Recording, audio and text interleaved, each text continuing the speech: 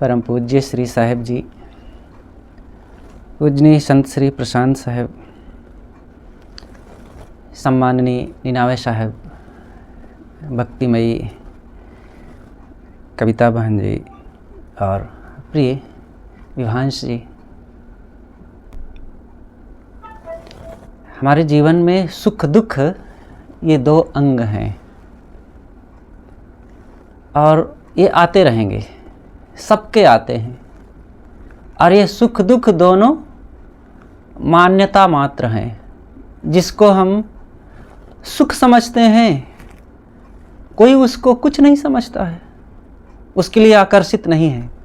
जिसको हम दुख समझते हैं दूसरा उससे कोई मतलब नहीं रखता, उसको ऊपर कोई प्रभाव नहीं पड़ता।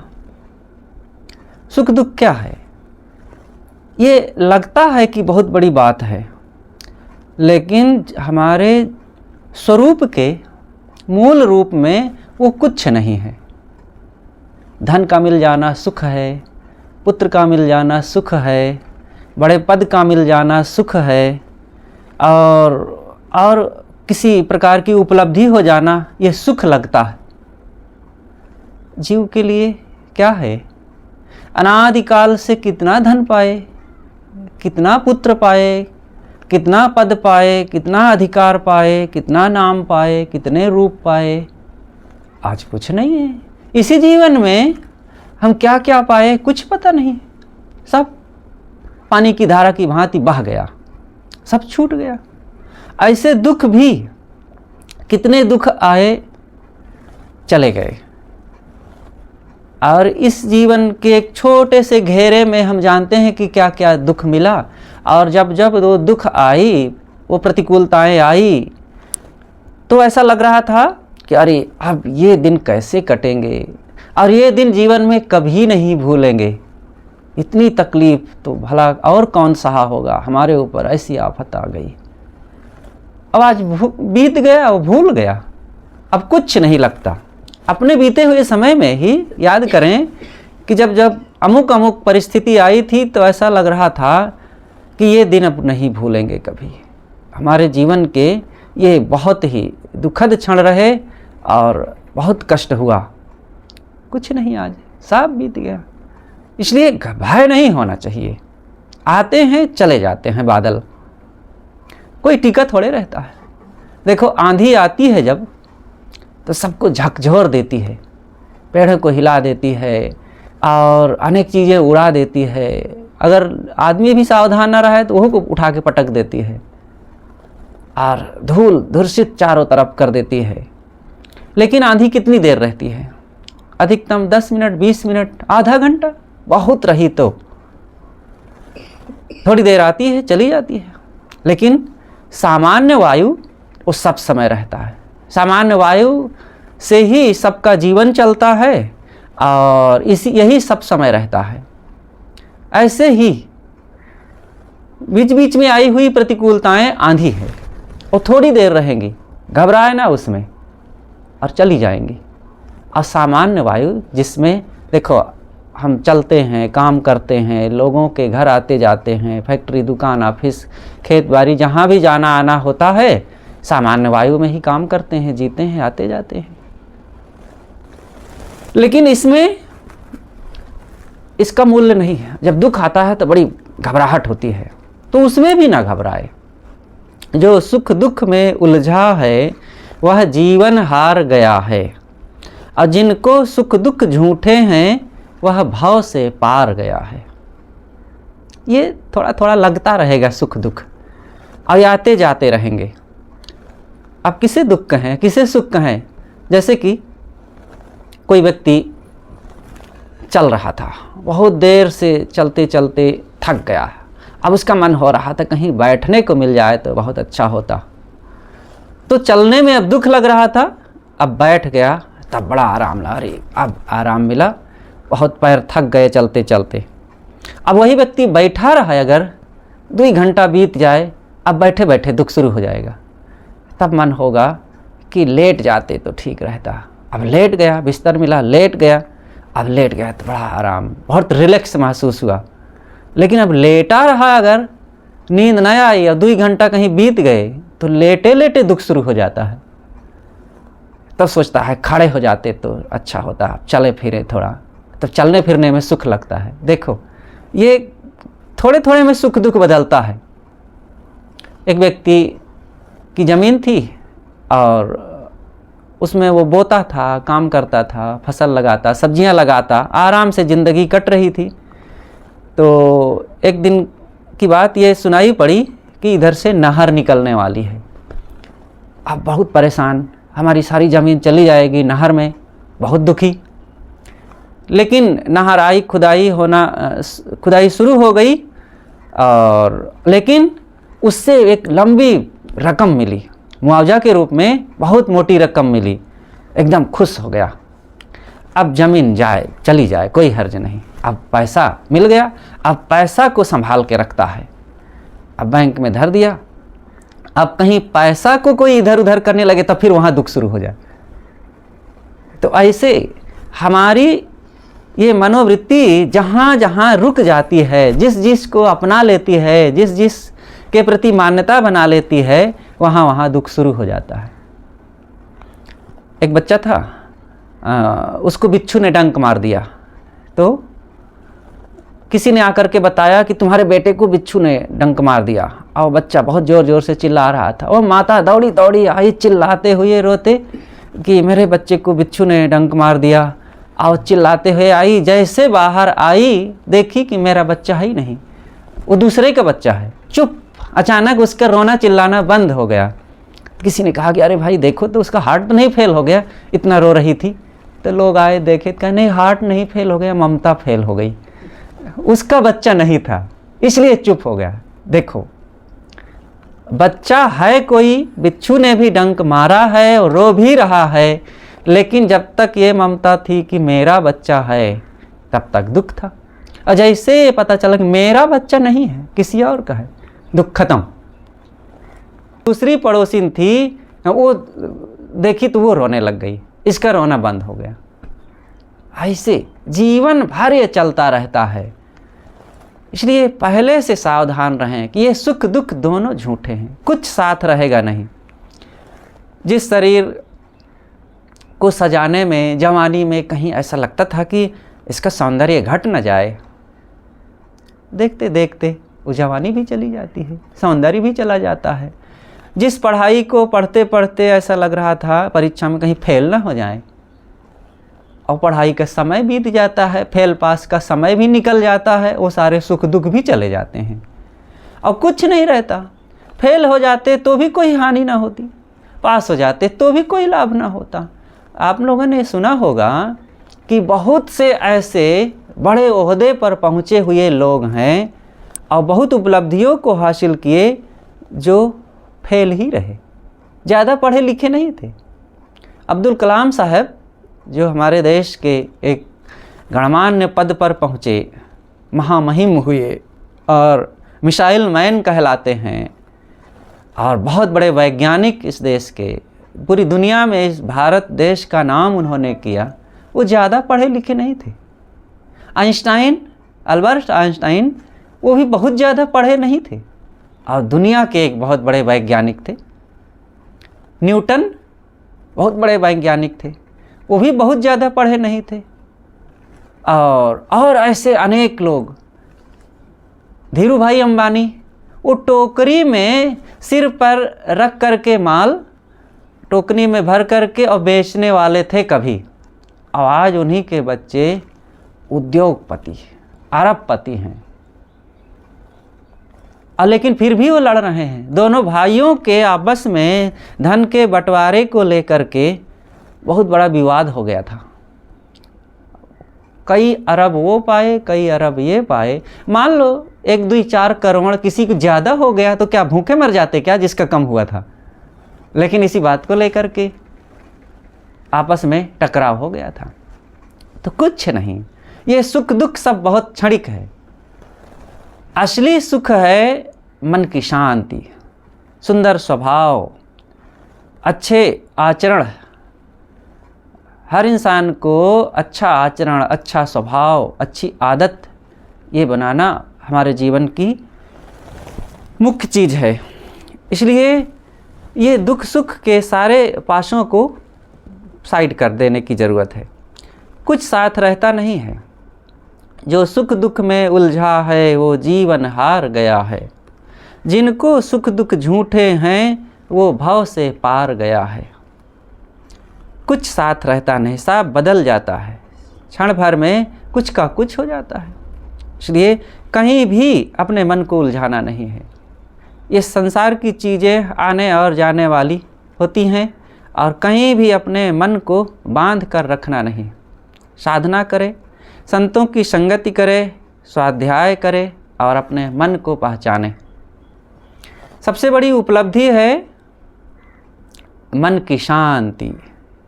शांति की कमाई करना चाहिए। और शांति कहाँ मिलती है? चीज़ों में, धन में, रुपए में। चाहे जितनी उपलब्धियां आ जाएं, लेकिन मन की शांति से बढ़कर के अन्य कुछ नहीं है। और इस मन को स्ववश करने के लिए बाहरी कोई ताकत की ज़रूरत नहीं है। धन के बल पर, रुपए के बल पर, जवानी के बल पर, बड़े पद और बड़े नाम और परिवार के बल पर कोई सोचे कि हम इस मन को ठीक कर लेंगे, काम क्रोध लोभ मोह को शांत कर लेंगे, ऐसा नहीं होता है। इसके लिए तो जब तक त्याग, संयम, सेवा, गुरु भक्ति का सहारा नहीं लेंगे तब तक शांति नहीं मिलेगी, तब तक दुख नहीं मिलेगा। इसलिए हर इंसान को अच्छे विचार और अच्छे आदतों में जीवन को जब जिया जाएगा तब शांति मिलेगी। इसलिए मन को कहीं भटकाने की ज़रूरत नहीं है। अच्छी आदत, अच्छे स्वभाव बनाएं, अच्छे लोगों की संगति में रहें। सद्गुरु कबीर ने कहा है, संगत कीजे साधु की हरे और की व्याधि, ओछी संगत कूर की आठों पहर उपाधि। संतों की संगति करे तो क्या होगा? हरे और की व्याधि। वे दूसरों की व्याधि को, व्याधि कहते हैं दुख को, आधि, व्याधि, उपाधि, ये तीन बातें हैं। ये तीनों दुख है। आधि कहते हैं मन की पीड़ा, और व्याधि कहते हैं शरीर की पीड़ा, और उपाधि कहते हैं बाहरी झंझट, पद अधिकार की झंझट। जैसे कोई प्रधान हो गया, सरपंच हो गया, विधायक हो गया, या अमुक ओहदे पर पहुंच गया, ये सब झंझटें तो है। ये उपाधि है, उपाधि। इनको अध्यक्ष पद की उपाधि दी जाती है। तो उपाधि पा तो गए, अध्यक्ष बन गए, मालिक बन गए, और विधायक बन गए, सरपंच बन गए, गुरुजी बन गए, उपाधि मिल गई। और जीना न आया, संभालना न आया, सोचना विचारना न आया, करते धरते न आया, तो उल्टा तो करेंगे, दुख ही तो होगा। तो ये सब उपाधि हैं, और इन समस्त उपाधियों की दवा है समाधि में। और समाधि तब तक नहीं लगेगी जब तक हम संतों की संगति नहीं करेंगे। और सद्गुरु कहते हैं, संगति कीजिए साधु की हरे और की व्याधि, ओछी संगत क्रूर की आठों पहर उपाधि। क्रूर की मतलब दुष्टों की संगत करेंगे तो क्या होगा? दोनों एक दूसरे के अपोजिट हैं। संतों की संगति करेंगे तो सारे दुख पीड़ा संताप हर लेंगे वे, और अगर दुष्टों की संगति करेंगे तो रात दिन हर क्षण उपाधि मिलेगी और पीड़ा मिलेगी, सरदर्द। देखो, जो लोग सज्जनों की, संतों की, अच्छे लोगों की संगत से दूर हुए तो क्या किए? अंधविश्वास में, जादू टोना, भूत प्रेत, और मंदिर मस्जिद, तीर्थ मूर्त, गंगा यमुना तीर, प्रयाग, काशी, मथुरा, जहाँ तहाँ सर पटक रहे हैं, भटक रहे हैं, देवी देवता मना रहे हैं, अभुआ सुसुआ रहे हैं, पंडे पुजारी उनको नोच रहे हैं, और जहाँ तहाँ पानी छोड़ रहे, जल चढ़ा रहे हैं, हाथ जोड़ रहे हैं, हे भगवान मेरा उद्धार करो। कहीं आकाश में, कहीं पाताल में, कहीं पेड़ पूज रहे हैं, कहीं पत्थर पूज रहे हैं, कहीं माटी पूज रहे हैं, कहीं गोबरे के गणेश भगवान बनाए के पूज रहे हैं। कहाँ कहाँ भटकते हैं लोग। तो ये संत संगत से दूर होने का यही फल होता है। और जो अच्छी संगत में रहते हैं, संतों की संगति किए, विवेकियों के पास गए, तो उनका फिर क्या। अच्छी संगत में जाने मात्र से ही लगभग 70% दुख समाप्त हो जाता है। गुरुजनों की संगत में सोचें, अगर हम लोगों को सद्गुरु ना मिले होते तो क्या हाल हुआ होता। न जाने हम कहाँ होते अगर गुरुदेव ना होते, न जाने क्या दशा होती अगर गुरुदेव ना होते। दुनिया के लोगों से अपनी तुलना कर लिया जाए, वैसे ही तो हमारी दशा होती। जहाँ तहाँ भटकते, अंडा मुर्गी खाते, शराब गांजा भांग बीड़ी पीते, लड़ाई झगड़ा करते, कोर्ट कचहरी मुकदमा में भटकते, और ये पंडे पुजारियों के पीछे भागते ही करते, सारा पैसा लुटाते, उधर भटकते होते। लेकिन गुरुदेव मिले, सारा अंधविश्वास एक झटके में ही छुड़ा दिए, पता ही नहीं चला। और अच्छी संगत मिली, तब जीवन का राज ये समझ में आया कि ये जीवन इतना कीमती है, इसको अगर संभाल लिया जाए तो ये महान से महान हो सकता है। और ये गुरुदेव की कृपा, संतों की संगति और अच्छे लोगों के पास बैठने उठने से ही संभव है। ये हमारा जीवन बड़ा जल्दी बदलता है। अच्छी संगत में अच्छाई की तरफ पहुंच जाता है और पता नहीं चलता, धीरे धीरे अपने आप इसकी जीवन शैली बदल जाती है। और अगर इसी से लापरवाह हो जाएं, ज़रा सा गलत लोगों के पास बैठने उठने लग जाएं, तो उनका प्रभाव आने लग जाएगा और अपने आप हमारा जीवन फिर कहाँ से कहाँ पहुँचने लग जाता है। इसलिए सदैव संगति का ख्याल रखें कि हमारी संगति कैसी होनी चाहिए। मैं कह रहा था कि सारी उपाधि समाधि से मिटती है और समाधि मिलती है संतों की संगत, सद्गुरु की कृपा से और उनके विचारों को अपनाने से। तो समाधि में सबको जाने का प्रयास करना चाहिए, रोज़ बैठना चाहिए एकांत में। और ये अचानक ध्यान नहीं लगेगा, अचानक समाधि नहीं लगेगी। इसके लिए ऐसा मन तैयार करो, ऐसी निष्ठा होनी चाहिए। ध्यान में पहुंचने के लिए, मन को स्वच्छ करने के लिए और जीवन के दुखों को मिटाने के लिए प्यास होनी चाहिए। बिना प्यास लगे पानी का मूल्य नहीं लगता और फिर ना पीने के लिए प्रयास ही किया जाता है। तो शांति की भी प्यास होनी चाहिए। और जीव के लिए, हर जीव के लिए, अब हर जीव तो जो तुच्छ प्राणी हैं, अन्य मानवेतर प्राणी, उनको तो कुछ खबर नहीं कि ये भी कुछ काम है, क्योंकि उनके शरीर में, जीवन में ऐसा कुछ बनता नहीं है संस्कार, और सोच नहीं सकते, क्षमता ही नहीं है। लेकिन मनुष्य जीवन में ये क्षमता है, मनुष्य सोच सकता है। और देखो, सोचने से आज ये कहाँ से कहाँ मनुष्य पहुँच गया। भौतिक क्षेत्र में सोचा तो कितनी मशीनें, कितने निर्माण, कितने कल कारखाने, कितनी फैक्ट्रियाँ, कितने और भी, वो धरती आसमान आकाश पाताल सब नाप डाला और बड़ा सफल हुआ। लेकिन आध्यात्मिक क्षेत्र में काम नहीं किया तो यहाँ सफलता नहीं है, यहाँ लाभ नहीं मिल रहा है, यहाँ बेचारा कोरा का कोरा रह जाता है। क्योंकि ना ऐसी संगत किया, ना मेहनत किया, ना साधना किया, ना अपने मन इंद्रियों को समझा, ना आत्मा को समझा, और ना गुरु संतों की संगत में रहने से जीवन की वास्तविकता को ही समझ पाया। इसकी मूलभूत केवल शारीरिक ज़रूरतों को समझा तो शरीर के लिए खूब काम किया तो वो लाभ भी मिला। इस लाभ से ऊपर एक महान लाभ जो आत्म लाभ है, शांति लाभ है, उसका भी काम करना चाहिए। और यह काम होगा, ये निश्चय होना चाहिए, निष्ठा होनी चाहिए कि अगर इधर किया जाए, करेंगे तो होगा। क्योंकि महापुरुषों ने हमारे, चाहे सदगुरु कबीर साहब हो, बुद्ध महावीर हो, कपिल कड़ाद हो, जैमिनी बादरायण हो, और इधर वर्तमान के स्वामी विवेकानंद, दयानंद, सदगुरु अभिलाष साहेब, सदगुरु विशाल साहेब, सदगुरु पूर्ण साहेब, बहुत ऐसे हमारे इतिहास की परंपरा में सैकड़ों सैकड़ों ऐसे महापुरुष हुए हैं, ये सब काम किए। कोई नई बात ये नहीं है, हमारा एक इतिहास है, हमारी एक परंपरा है।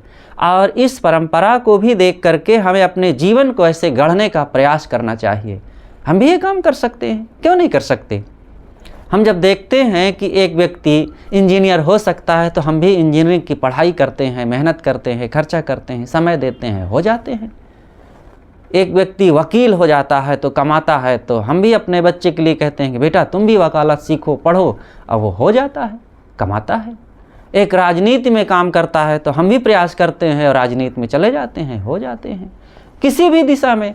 तो फिर हम एक सुखी इंसान को देख करके, जो आत्मस्वश है, जिसके जीवन में कोई चिंता नहीं है, भय नहीं है, शोक नहीं है, और जन्म मरण के प्रवाह से भी वो छुट्टी पाने का काम कर रहा है, वासनाओं को जीत लिया है, काम क्रोध लोभ मोह को स्वश कर लिया है, शांत है, इस बात को हम पढ़ ही नहीं पाते हैं, इस बात को देख ही नहीं पाते हैं।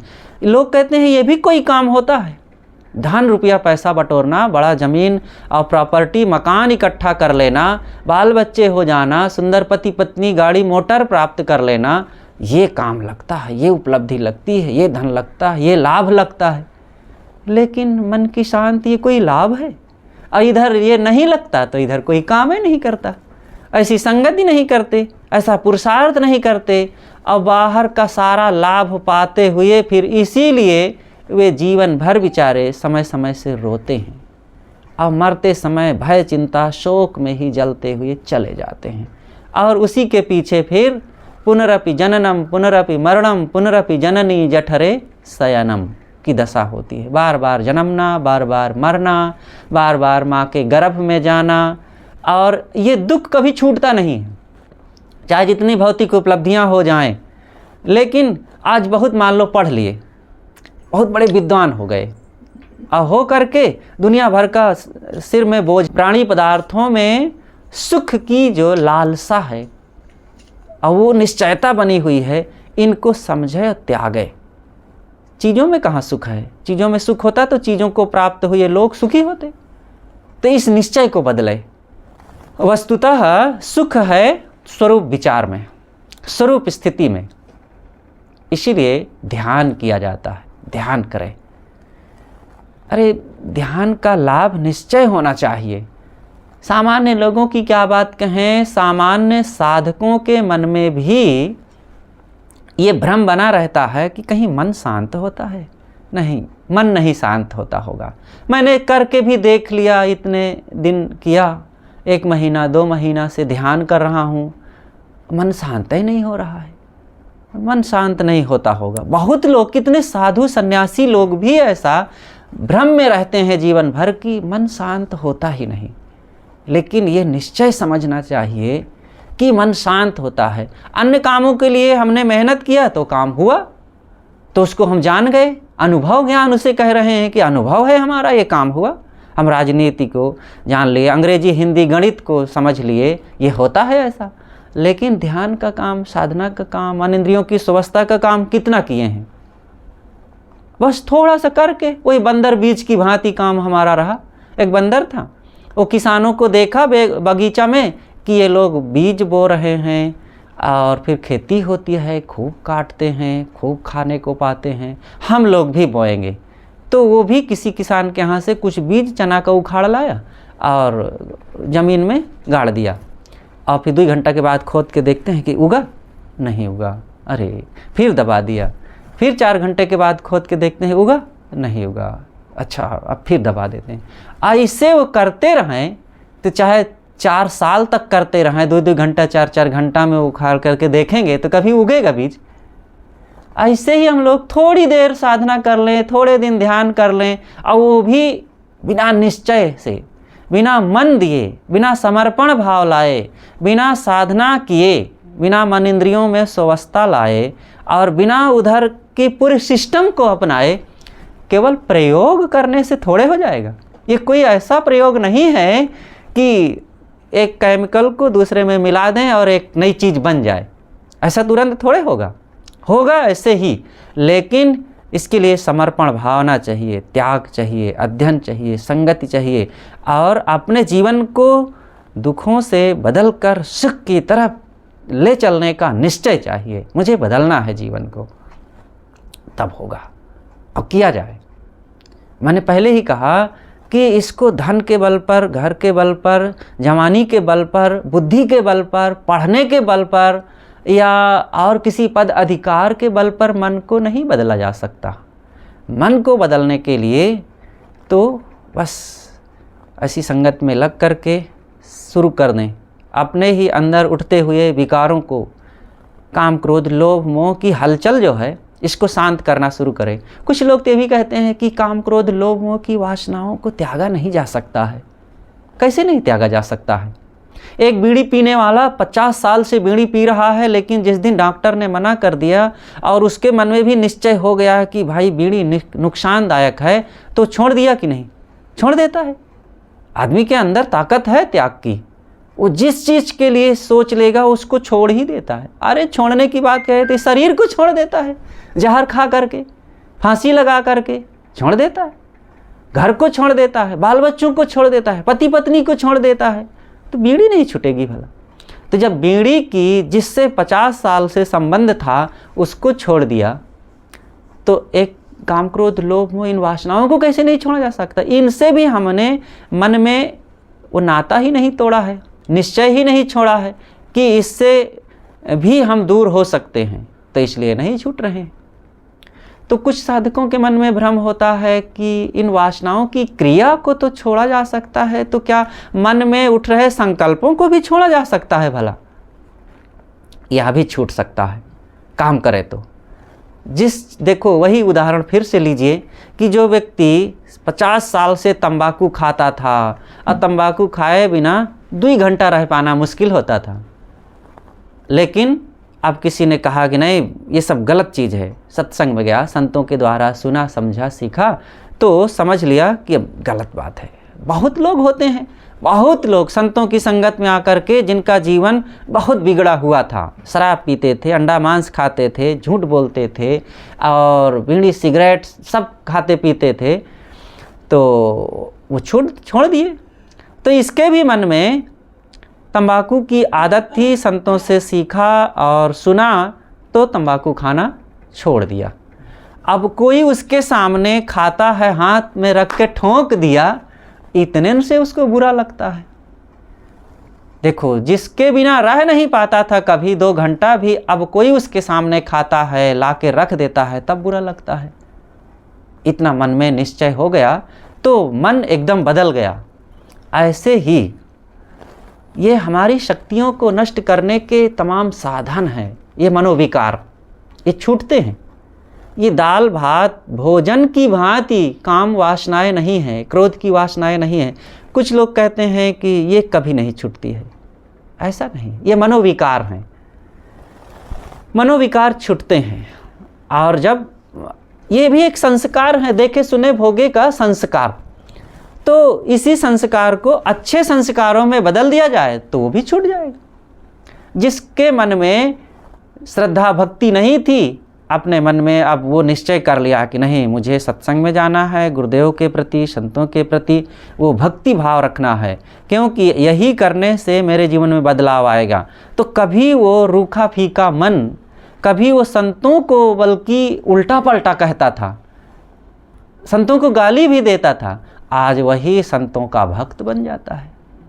कभी वही लोभी लंपट था, महावासनाओं में विकारों में डूबा था, आज वही अब सब को त्याग करके पवित्र जीवन जीने लगता है। तो जीवन बदलता है, बदले तो जो मन कभी चंचल था वही मन कभी शांत हो सकता है। ध्यान करे, अभ्यास करे, निश्चय करे, पक्का विश्वास भी रखे। देखो विश्वास की भी ज़रूरत होती है और वो विश्वास केवल अंधविश्वास नहीं है, ये निश्चय है। हर चीज़ विश्वास पर ही तो चलता है। अगर विश्वास ना करें तो पति पत्नी के रिश्ते विश्वास पर तो है, कोई मोहर थोड़े लगी है। किसी भी स्त्री को कोई पुरुष पकड़ ले, किसी भी पुरुष के साथ कोई स्त्री चली जाए, ऐसा थोड़े होता है। विश्वास है कि ये हमारे हैं, हम इनके हैं, तो इसी विश्वास के बल पर जीवन भर वे निभाते हैं। तो ऐसे ही ये विश्वास होना चाहिए कि वासनाओं पर विजय प्राप्त किया जा सकता है और फिर काम करें। और जब देखते हैं कि आज हमने जिस चीज़ को त्याग दिया है और हमें कोई कमजोरी नहीं लग रही है, बल्कि मन में बड़ा साहस मिल रहा है, तो कल वो ताकत और डबल बन जाती है, कल और फिर, और थोड़े दिनों में फिर उस पर पूरा अधिकार हो जाता है। एक छोटी सी घटना कहूँ और फिर बातें समाप्त करता हूँ कि एक नवयुवक संत थे, तो आओ सुंदर हष्टपुष्ट संत थे। एक भक्त के यहाँ गए, भक्त का वो लड़का, वो भी होनहार नौजवान 25-28 साल का था। तो उसने मन में सोचा कि मैं वासनाओं को संभाल नहीं पाता हूँ, मेरे मन में काम क्रोध की वासना उठती रहती है, और मेरी ही उम्र के ये महाराज जी हैं, ये भला कैसे संभालते होंगे, इनका भी तो जवान जीवन है, जवान शरीर है। तो संत बैठे थे, तो वो नवयुवक जा कर के और उनसे पूछता है, महाराज जी मेरे मन में तो मनोविकार आते रहते हैं, मैं अपने को संभाल नहीं पाता हूँ, और आप कैसे संभाल पाते होंगे। तब संत समझ गए कि ये क्या कहना चाहते हैं। तब उन्होंने एक मनोवैज्ञानिक ढंग से कहा कि भैया तुम्हारे चेहरे को देखने से ऐसा लगता है कि आज रात के 12 बजे तक तुम्हारा शरीर छूट जाएगा। तो इतनी बात सुनते ही उसके दिमाग में तो अब मौत झनझनाने लगी। तो गया घर, और शाम को उनकी पत्नी आई भोजन के लिए, कहा नहीं भूख नहीं है। अब रात दिन, अब हर क्षण उसके मन में यही लग रहा था कि ये बस थोड़ा रह गया है, 5-6 घंटे का समय। तो 10 बज गए, सोने का समय हुआ, पत्नी आई, कुछ हंसी मजाक में और डांट के भगा दिया, हट उधर, कुछ नहीं। और पत्नी सो गई।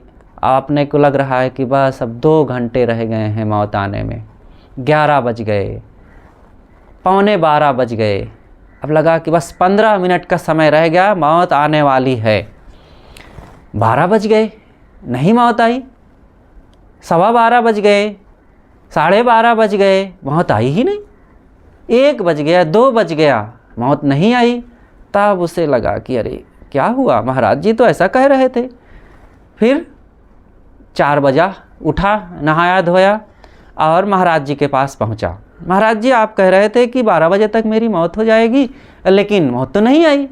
तब महाराज जी ने पूछा, अच्छा ये बताओ कि आज कितना काम वासना में रहे। कहा अरे महाराज मेरे ऊपर मौत की तलवार लटकी हुई थी, ये सब कहाँ संकल्प उठ सकते थे, और कोई ऐसी बातें नहीं, मन में कुछ आया ही नहीं। तब संत ने कहा कि भैया तुम्हारे लिए तो मैंने 8 घंटे का टाइम दे दिया था, अब तुम 8 घंटे का टाइम पाकर के ही इस वासना में नहीं डूबे। मैं तो अपने जीवन में मानता ही नहीं कि मेरे लिए 1 मिनट का भी टाइम है। जो सांस अंदर गई है वो बाहर आएगी कि नहीं आएगी, और जो बाहर गई है फिर वो लौट कर आएगी कि नहीं आएगी। और जो ऐसा निश्चय रखेगा, जो मौत को निरंतर देखेगा सामने, फिर उसके मन में ये विकार कैसे आएंगे। इसलिए विकारों को जीतने के लिए मौत को देखना जरूरी है। और मौत ऐसी कोई चीज़ नहीं है कि आएगी तो एकदम धमधमा करके हमको परेशान कर डाले, कुछ नहीं होगा। ये जीते जी परेशानी है, मरने के बाद कोई परेशानी नहीं होती है। अच्छा सोचें, जब हम जन्मे थे तो जन्म में सबके लिए बड़ा सुख लगता है, और मौत से सबका भय होता है। मरने के बाद कौन सा दुख होता है। मरने के बाद ठंडी लगती है, गर्मी लगती है, भूख लगती है, रोग लगता है, हाथ पैर में दर्द होता है, और कितने धन की ज़रूरत होती है, कितने बड़े मकान की ज़रूरत होती है। कोई चिंता रहती है, कोई आकर के अपमान कर जाए, कोई गालियाँ दे जाए, कोई डंडों से मारे। मरने के बाद कोई दुख तो नहीं रहेगा ना। अब मरने के बाद सारा दुख एक ही झटके में ख़त्म। लाखों नहीं करोड़ों दुख हो, करोड़ों विपत्तियां हो, और कितना बड़ा कर्जदार हो, कितना रोगी हो, और कोई समस्या नहीं, मरने के बाद सब एक झटके में ख़त्म। फिर भी मरने से डर रहे हैं सब लोग।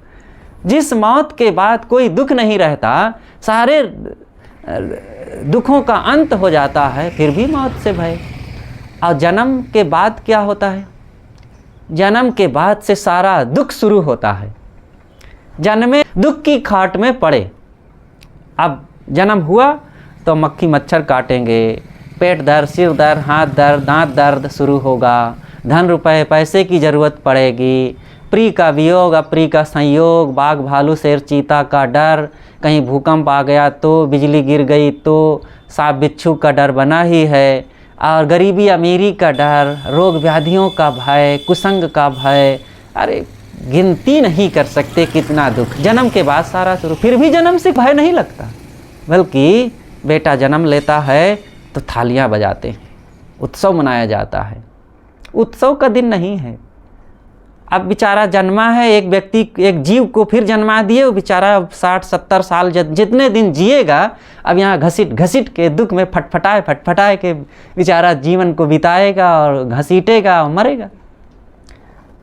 आप लोगों ने YouTube पर सुना होगा कि एक देवी है, वो बड़ा अच्छा वीडियो बनाती है कि आपने एक व्यक्ति को पैदा करके सोचते हैं कि मैं बड़ा इसके साथ एहसान कर रहा हूँ, उपकार कर रहा हूँ, आवे मेरी पूजा करे, अब मैं इसके साथ ये किया हूँ। अरे तुमने उसको जीवन भर जितना जिएगा, 40 साल, 50 साल, 70-80 साल, वो दुखी होने के लिए उसको मजबूर कर दिया। ना जन्माए होते तो वो जीव को कोई दुख ना होता, और तुमने जन्मा दिया और दुख दिया।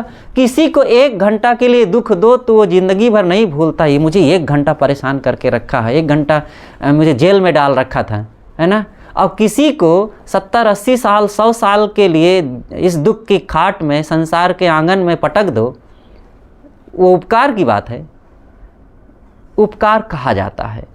और उपकार इसीलिए है कि वो व्यक्ति मनुष्य शरीर में आ करके अगर वो भजन करता है तो निश्चित है माँ बाप ने अच्छा किया, उपकार किया कि चल बेटा अब मैं तो नहीं कर पाया, तू ही भजन कर आ करके।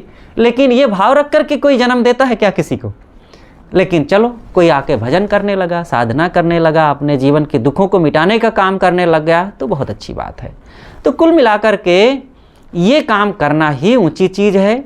और नहीं तो चाहे जितना धन हो जाए, घर हो जाए, पद हो जाए, अधिकार हो जाए, बाल बच्चे, परिवार हो जाए, अंतिम में तो खाक में मिलना है, सब छूटना है। और जीव अपना किया कराया जो इच्छाओं, कामनाओं, वासनाओं का एक बंडल है, वही लाद के जाएगा और फिर आगे नया निर्माण करेगा, नई सृष्टि का सृजन करेगा। इसलिए सबको यह काम करना चाहिए। मानव जीवन का यही एक खास काम है। और तो फिर शरीर को गुजारा है, कोई झोपड़ी में गुजारा करता है, कोई महलों में करता है, कोई छोटी सी एक खेती या दुकान में गुजारा करता है, कोई बड़ा उद्योग धंधा का कारखाना चला करके करता है। सब पेटे के लिए कर रहे हैं। एक प्रधानमंत्री भी पेटे के लिए है। बहुत क्या कर तीर मार दिया। अगर वो समाज की सेवा करते हुए अपने मन इंद्रियों को स्वश करके अपने स्वरूप में स्थित हो रहा है तो प्रधानमंत्री होकर के भी वो काम कर रहा है, ठीक है। और नहीं तो सब कीट पतंग की तरह मर करके और दुख भोगने के लिए विवश हैं। कोई यहाँ अंतर नहीं है छोटे बड़े में। इसलिए असली काम सबको करने के लिए हक है और सब कोई कर सकते हैं, ना अमीर ना गरीब, ना स्त्री ना पुरुष। सबको यह काम करने का शौक़ रखना चाहिए, भजन करना चाहिए, साधना करना चाहिए और रोज़ एकांत में बैठ करके कुछ ध्यान करना चाहिए और महापुरुषों की वाणियों को सुन करके अपने जीवन में उसको आत्मसात करना चाहिए कि मेरे जीवन के इतने दिन बीत गए और मैंने क्या किया। जिन जिन कामों को किया वो तो सब यहीं रह जाएगा। मेरा असली काम है आत्मस्वस्था, वासनाहीन दशा, निष्काम दशा को प्राप्त करना, अपने साम्राज्य को पहचानना और वहाँ पहुँच चलना। मेरा असली साम्राज्य बाहर नहीं भीतर है, मेरा अपना स्वरूप, मेरी अपनी अंतरात्मा, और वो असली साम्राज्य है। ये आत्मा इस संसार के लायक है ये नहीं है। ये संसार जड़ता से भरा हुआ है और महाधूल गर्दा कूड़ा कचड़ा है। और मेरा अपना साम्राज्य जो आत्मा है वो परम पवित्र, निर्मल, अखंड, अविनाशी, एक रस, नित्य, अचल, दिव्य और मेरे से कभी ना बिछुड़ने वाला। इस अचल भंडार, अचल दिव्य स्थिति को मैंने कभी सोचा नहीं, कभी देखा नहीं, कभी सुना नहीं, कभी जिया नहीं, कभी अपनाया नहीं, वहाँ कभी पहुँचा नहीं। इसलिए इसका महत्व ही नहीं लगता है। जैसे कि पर्दे के आड़ में एक तरफ कूड़ा कचरा भरा हो और एक तरफ हीरा मोती का भंडार भरा हो हम पर्दा उठा के कभी हीरा मोती के भंडार जहाँ है उधर हमने देखने का प्रयास ही नहीं किया। बस कूड़े कचड़े में बटोरते रहे, एक एक दाना बीन बीन के निकालते रहे, कुछ खाने को मिल जाए, गुजारा हो जाए। ये सब संसार में क्या हो रहा है? ये जीवन निर्वाह ये कूड़े कचड़े से, चारों तरफ यही लड़ाई झगड़ा, राग द्वेष मोह माया के कूड़े कचड़े से जीवन निर्वाह के दाने बीन रहे हैं। बस थोड़ा सा पर्दा हटावें ये संसार से, स्वरूप की तरफ का, अजय से स्वरूप को देखे, अरे वो दिव्य दशा है, वहाँ कुछ नहीं। इसलिए जगत तजी मनुआ जाहु घरे, हे मेरे मन जगत को त्याग करके अपने घर की ओर चलो। बस ये अपना घर ही असली काम है, असली धाम है और असली मेरी अपनी जगह है। इसलिए वहीं सब लोग लौटे और ये संतों की संगत, सत्संग, साधना, ध्यान, चिंतन से संभव है। यह काम उत्साह से सबको करना चाहिए। बोलिए सद्गुरुदेव की जय।